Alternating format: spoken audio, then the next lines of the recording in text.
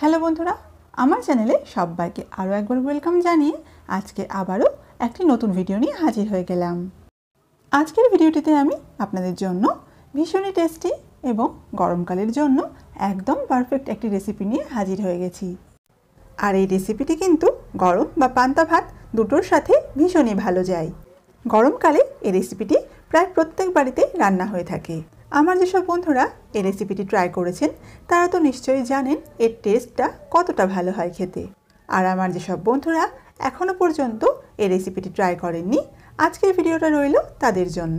তাহলে চলুন বন্ধুরা, আর কথা না বাড়িয়ে ঝটপট দেখে নেওয়া যাক আজকের ঝিঙে আলু পোস্তর ভীষণই সুস্বাদু এই রেসিপিটি। আজকের এই ঝিঙে আলু পোস্তর রেসিপি বানানোর জন্য এখানে কড়াইয়ের মধ্যে সব প্রথমে নিয়ে নিলাম সর্ষের তেল।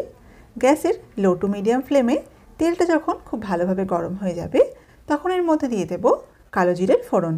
তেলের মধ্যে কালো জিরেটাকে দুই একবার নাড়াচাড়া করে এর মধ্যে দিয়ে দেব আগে থেকে চিড়ে রাখা কাঁচা লঙ্কা।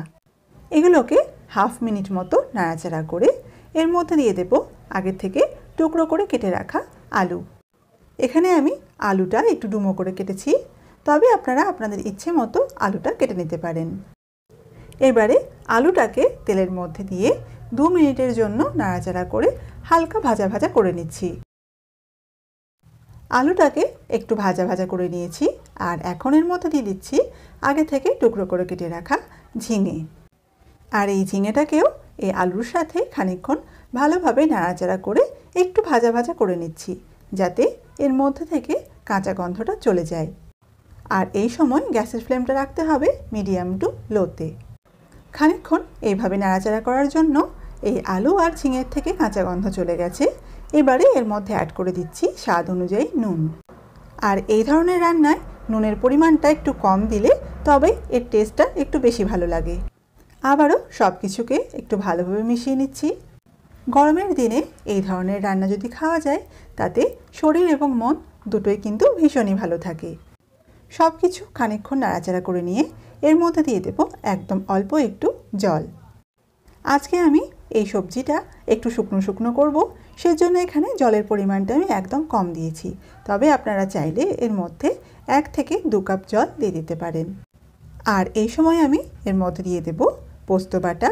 এখানে আমি সব পোস্ত বাটাটা একবারে দেব না, এই সময় এর মধ্যে আমি 1.5 চা চামচ মতো পোস্ত বাটা দিয়ে দেব। তারপর সব সবজিগুলোর সাথে পোস্ত বাটাটাকে খুব ভালোভাবে একবার মিশিয়ে নেব। পোস্তর মধ্যে কিন্তু অনেক গুণাগুণ রয়েছে। এটা যেরকম হাড় শক্ত করতে সাহায্য করে, সেই রকম অনিদ্রার সমস্যাকেও দূর করতে ভীষণভাবে সাহায্য করে। সব জিনিসগুলো এখন ভালোভাবে মিশিয়ে নেওয়া হয়ে গেছে। এটাকে এখন ঢাকা দিয়ে দেব, আর আলুটা সেদ্ধ হয়ে যাওয়া অবধি ওয়েট করব। আর মাঝে মধ্যে এই সবজিটাকে একটু আস্তে আস্তে নাড়াচাড়া করে দিতে হবে, যেহেতু এর মধ্যে পোস্ত আছে সেই জন্য এটা পাত্রের তলায় লেগে যেতে পারে। তাই ঢাকা খুলে মাঝে মধ্যে এটাকে একটু নাড়াচাড়া করে দিতে হবে। আলুটা এখন খুব ভালোভাবে সেদ্ধ হয়ে গেছে। এবারে এর মধ্যে বাকি পোস্ত বাটাটা মিশিয়ে দিচ্ছি।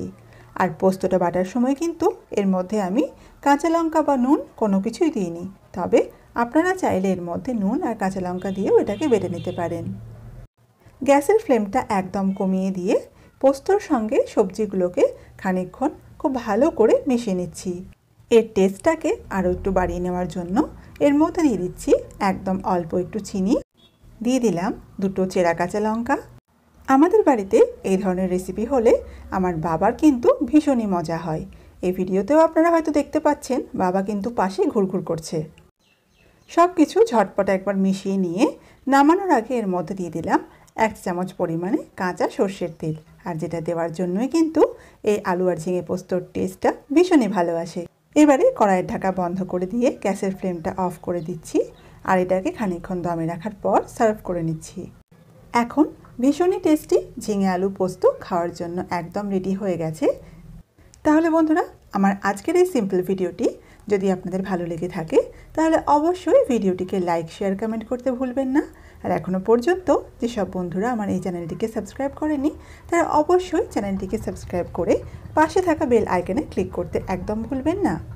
আজকের মতো এখানেই বিদায় নিচ্ছি বন্ধুরা। সবাই খুব ভালো থাকবেন এবং সুস্থ থাকবেন।